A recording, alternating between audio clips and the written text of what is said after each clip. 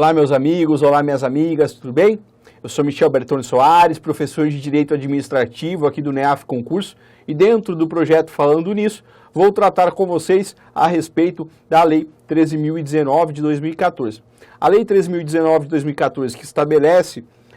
o regime jurídico das parcerias voluntárias celebradas entre a administração pública e as organizações da sociedade civil, traz inúmeras inovações, é uma lei um tanto quanto extensa. Por isso, vou focar naquelas que entendo as principais inovações e também tratar acerca da questão da entrada em vigor da Lei 13.019 de 2014, uma vez que o início da vigência dessa lei tem sido postergado por uma série de medidas provisórias. Tivemos uma primeira medida provisória que impediu a entrada em vigor da Lei 13.019 e depois foi convertida em lei, e tivemos agora uma nova medida provisória editada no dia 21 de julho de 2015 que impediu que a Lei 13.019 de 2014 entrasse em vigor a partir do dia 27 de julho de 2014. A Lei 13.019 de 2014 estabelece normas gerais para as parcerias voluntárias a serem celebradas pela administração pública da União, Estados, Distrito Federal e municípios, e as respectivas autarquias desses entes federativos com as organizações da sociedade civil. Então, o que é importante destacar a partir desse ponto? Inicialmente, que a Lei 13.019 de 2014 se refere às parcerias a serem celebradas pelas administrações direta e indireta de todos os entes federativos e as organizações da sociedade civil. As organizações da sociedade civil são aquelas entidades anteriormente conhecidas como ONGs e que, em decorrência da nova lei, passaram a ser tratadas como organizações da sociedade civil. A mudança de nomenclatura dessas entidades, segundo alguns, está relacionada ao fato de que houveram inúmeros escândalos envolvendo a aplicação de recursos públicos pelas ONGs, de sorte que essa nomenclatura já se encontrava um tanto quanto desgastada, ensejando a necessidade de sua substituição pela nomenclatura organizações da sociedade civil. O projeto de lei que redundou na Lei 13.019 de 2014 começou a ser discutido após a campanha presidencial de 2010. Naquela oportunidade, a então candidata Dilma Rousseff, diante de uma série de questionamentos referentes à atuação das ONGs que recebiam recursos públicos, se propôs a criar um grupo de trabalho, um plano de trabalho para discutir um novo projeto de lei para regulamentar as atividades do terceiro setor no Brasil. Após isso, o grupo de trabalho foi constituído e, em decorrência da atuação desse grupo de trabalho, nós chegamos à Lei 13.019 de 2014. Quando nos referimos às organizações da sociedade civil, é importante ter em mente que mencionamos entidades integrantes do terceiro setor. Integrantes do terceiro setor no sentido de que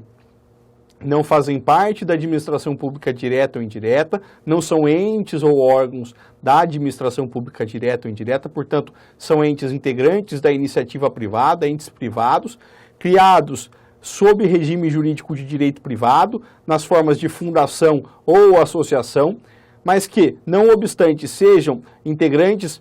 sejam criados sob regime jurídico de direito privado e alheios à administração pública, não tem finalidade lucrativa, ou seja, não distribuem lucros entre os seus membros e gestores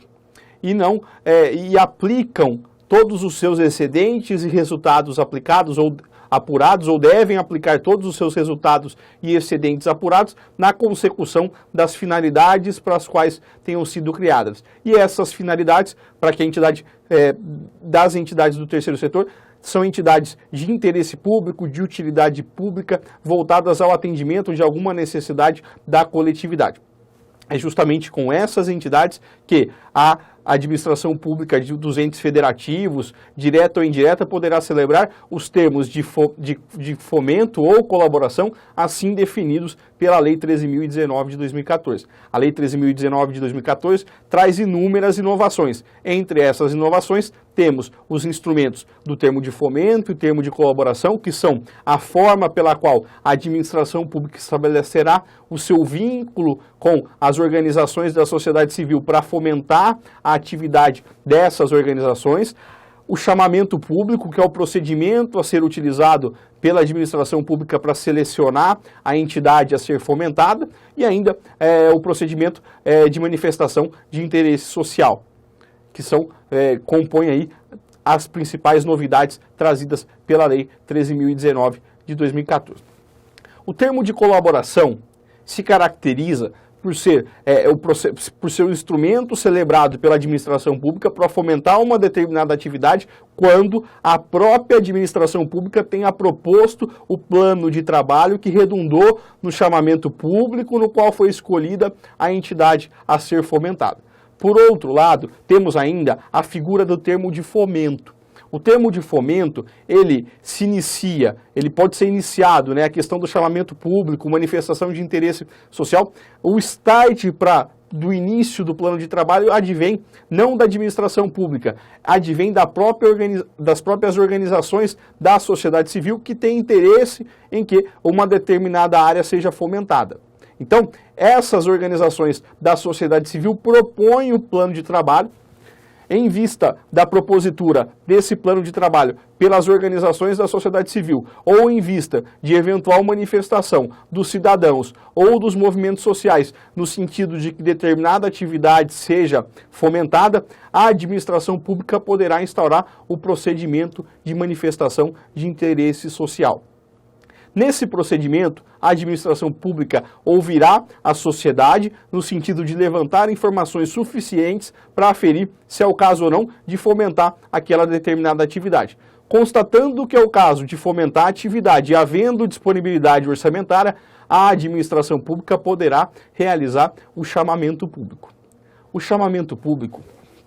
é o procedimento administrativo formal utilizado pela administração pública para selecionar a entidade, a organização da sociedade civil que tenha condições de melhor desenvolver o plano de trabalho proposto, de melhor executar o objeto do chamamento público e do termo do plano de trabalho proposto. Esse chamamento público necessariamente deve preservar o princípio da isonomia, garantindo que todas as entidades interessadas em celebrar o termo de fomento ou termo de colaboração possam participar do certame, observando, obviamente, as suas regras, e sejam classificadas ou não, sejam aferidas como aptas a celebrar o termo de colaboração ou de fomento e possam apresentar as suas respectivas propostas para o atendimento do plano de trabalho trazido pela administração pública. É importante destacar, no que se refere ao chamamento público, que, em decorrência do disposto no artigo 24, parágrafo 1º da Lei 13.019 de 2014, apenas poderão participar dos chamamentos públicos, apenas poderão ser selecionadas as entidades, as organizações da sociedade civil que sejam constituídas por, no mínimo, 3 anos, comprovando-se essa constituição por uma certidão emitida, por documentação emitida pela Secretaria da Receita Federal através do Cadastro Nacional de Pessoas Jurídicas. Ainda é necessário que as entidades comprovem experiência prévia na realização de atividades, objetos semelhantes ao objeto integrante do chamamento público, que essa execução tenha sido satisfatória e ainda que comprove capacidade técnica e operacional. As exigências relacionadas à qualificação, portanto, das organizações da sociedade civil têm por finalidade garantir que sejam selecionadas entidades que já possuam experiência prévia, que já possuam know-how suficiente para executar o objeto do chamamento público e não entidades criadas com a finalidade unicamente de desviar recursos públicos, muitas vezes entidades criadas de última hora no afã de carrear recursos públicos para essas entidades, trazendo destinação diversa das destinações relacionadas ao interesse público. E também garantir que entidades que não tenham condições suficientes de executar o objeto do chamamento público venham a ser selecionadas. De acordo com o parágrafo 2º do artigo 24, é vedado que no edital do chamamento público sejam estabelecidas cláusulas que de alguma forma possam restringir indevidamente a competitividade do certame público, algo muito semelhante ao que dispõe o artigo 3º, parágrafo 1º, inciso 1 da Lei de Licitações e Contratos Administrativos, quando se refere, obviamente, às contratações a serem realizadas pela administração pública com empresas privadas ou pessoas físicas. Mas é importante destacar essa questão de que o edital não pode conter cláusulas restritivas da competitividade. Por quê? Porque o que a administração pública deve buscar são as garantias mínimas de que as organizações da sociedade civil terão condições de executar o plano de trabalho proposto, de acordo com o disposto, inclusive, no artigo 24, parágrafo 1º da Lei 13.019 de 2014. Não se pode limitar de uma tal forma o universo dos possíveis competidores, de maneira que a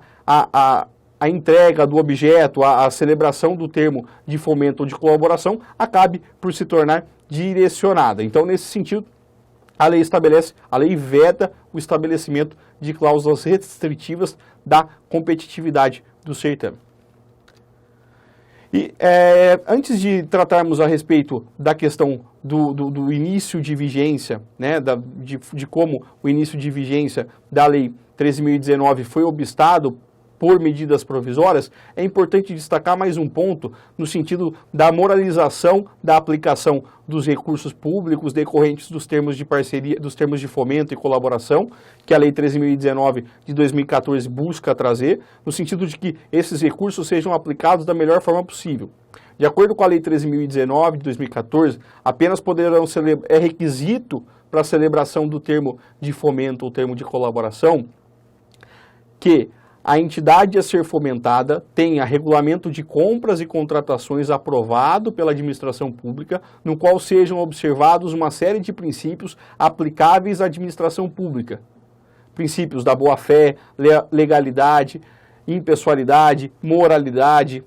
eficiência, ou seja, busca-se que as contratações das organizações da sociedade civil fomentadas pela administração pública sejam realizadas de forma a garantir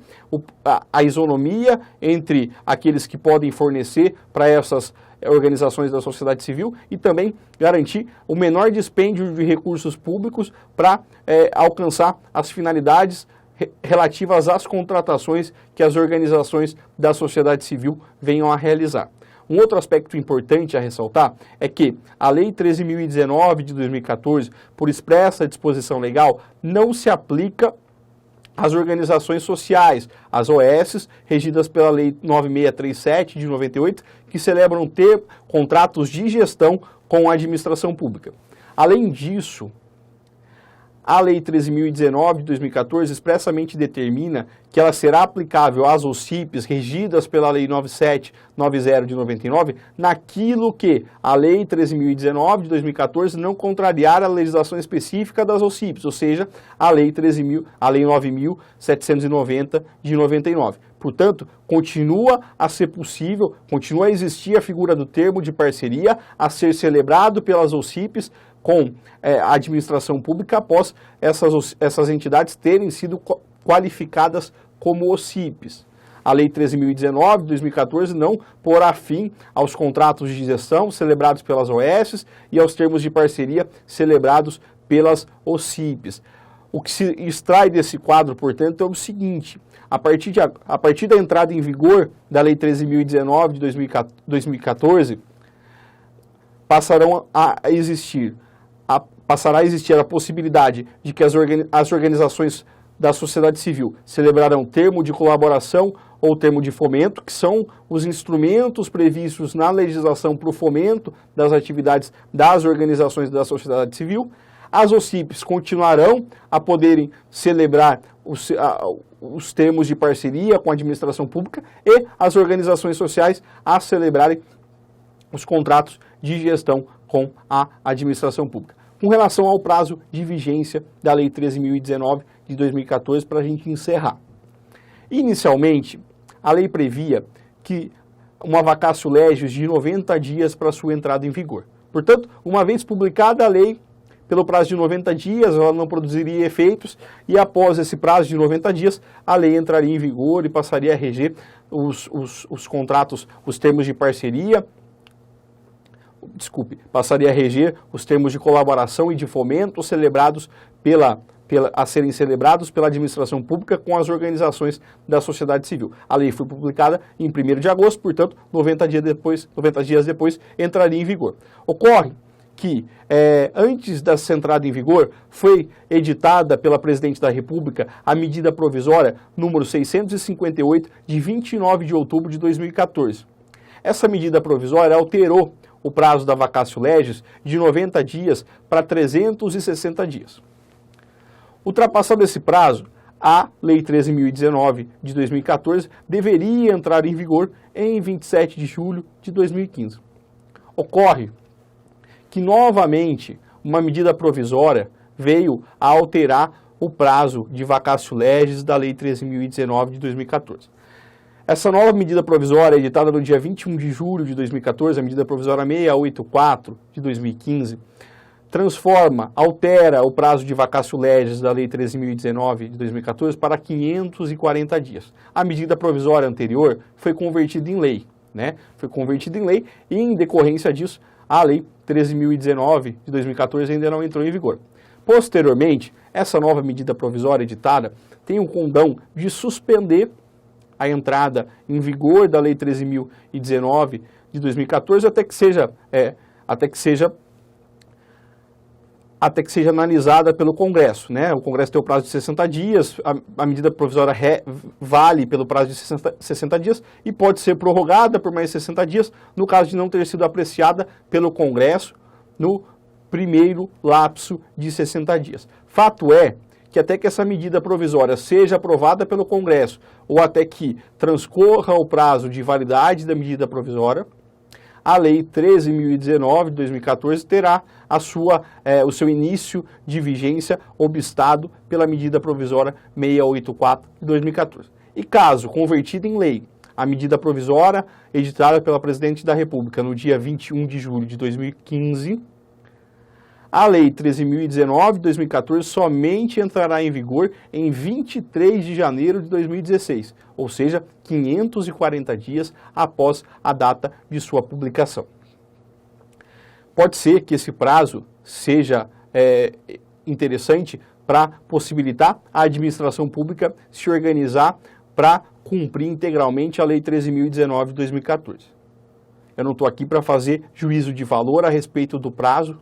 de vacatio legis da Lei 13.019 de 2014 e as sucessivas medidas provisórias aplicadas para obstar a sua entrada em vigor. Fato é que, enquanto a questão não seja decidida, infelizmente, uma lei aprovada com o escopo de trazer uma melhor regulamentação do terceiro setor e, em tese, evitar desvios de recursos públicos, tem a sua entrada em vigor paralisada. Era isso que eu queria tratar com vocês. Espero, de alguma forma, poder ter ajudado. Projeto Falando Nisso do NEAF. Voltaremos em breve com mais um tema relevante, mais um tema do momento do direito administrativo. Até logo, um abraço.